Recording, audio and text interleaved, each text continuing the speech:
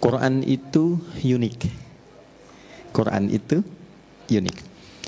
Orang-orang yang mampu berinteraksi dengan Quran secara baik, entah itu sekedar membacanya, memahaminya, atau menghafalkannya, maka yang pertama Allah deklarasikan dalam Al-Quran adalah ia mampu merubah kehidupan orang itu. Jadi kalau Anda, saya, kita dekat dengan Al-Quran, itu hal pertama yang Allah sampaikan, Al-Quran akan merubah hidup kita menjadi lebih baik. Itu yang dimaksud Quran surah 35 Fatir di ayat ke-32 di ujung ayatnya. Thumma awrathnal kitaba alladhina istafayna min ibadina faminhum zalimun li nafsi wa minhum muqtasid wa minhum sabiqun bil khairati biidznillah. Jadi orang-orang yang mendapatkan percikan kebahagiaan untuk mau berinteraksi dengan Al-Quran. Ya, interaksi itu dibagi 3 nanti. Ya, baik itu kita hanya sekedar ingin baca misalnya. Jadi kalau dalam sehari ada kilatan pada diri kita yang menuntun kita untuk mau baca Quran, itu mahal sekali. Itu anugerah paling mahal yang tidak bisa diusahakan, itu pemberian. Maka kalau dalam sehari terfikir misal, saya pengen baca Quran, itu cepat ambil. Karena itu kasih Allah yang tidak diberikan pada setiap hamba.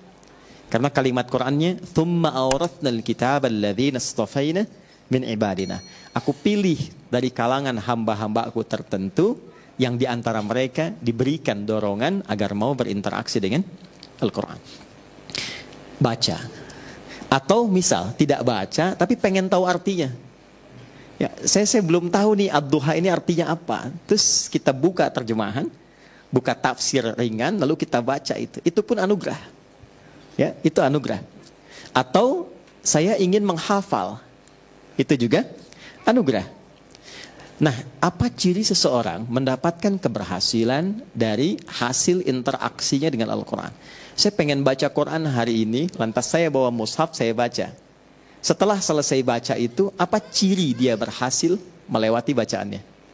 Apa ciri dia berhasil melewati kajiannya? Apa ciri dia berhasil melewati hafalannya? Yang pertama kata Allah, perhatikan baik-baik kalimatnya, wa minhum sabiqum bil khairati biidznillah. Dia akan mendapat percikan kebaikan dari Al-Quran yang merubah dirinya. Nah, ini ada tahapan. 1, Allah berikan ketenangan dulu. Jadi kalau teman-teman membaca Quran dan itu melahirkan ketenangan, kelapangan dalam hati, itu ciri anugerah pertama yang Allah berikan pada kita.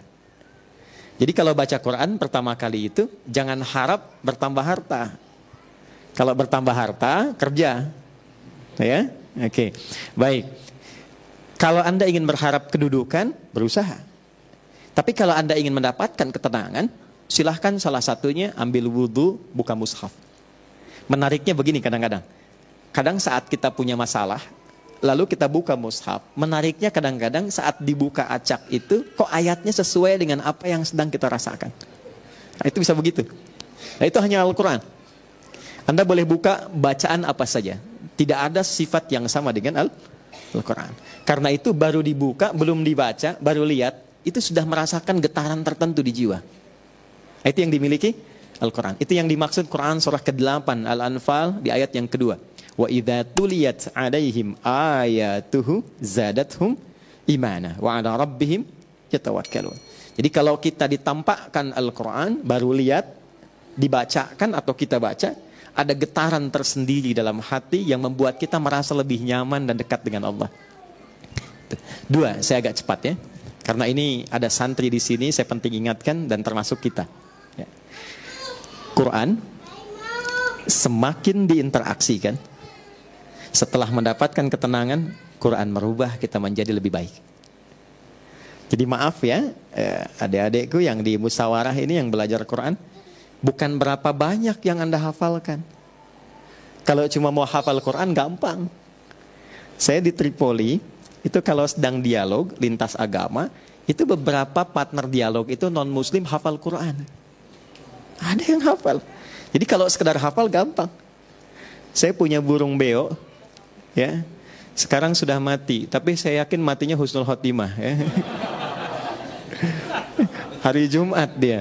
Ya, dia meninggal hari Jumat setelah mengetahui Allahu Akbar, hafal, dan telah hafal ayat pertama surah Al-Ikhlas, dan dia menyapa setiap orang dengan salam.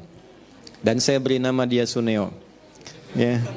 Karena suka nengokin orang.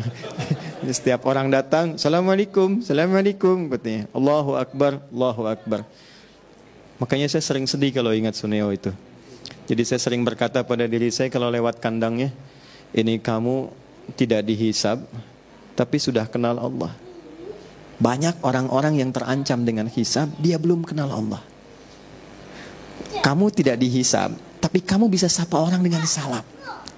Ada orang yang bahkan mengatakan sudah beriman, tapi dia belum mampu menyapa orang lain dengan salam. Nah, itu poin besarnya. Jadi kalau sekedar hafal, hewan pun bisa hafal. Tapi hafalan hewan itu tetap tidak merubah dia menjadi lebih baik. Ya, buktinya Suneo kalau pipis sembarangan tuh. Baik. Nah, maka teman-teman santri ya, ingat baik-baik. Semakin banyak yang dihafal, semakin merubah diri Anda lebih baik. Ya. Nah, tuh diingatkan tuh. Oh, ini penting tuh. Ya.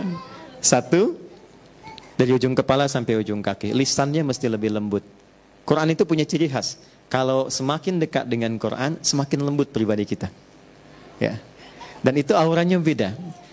Teman-teman kalau lihat Habib Umar lain kan ya? Ya. Habib Umar itu rahasia besarnya nggak pernah lepas dengan Quran.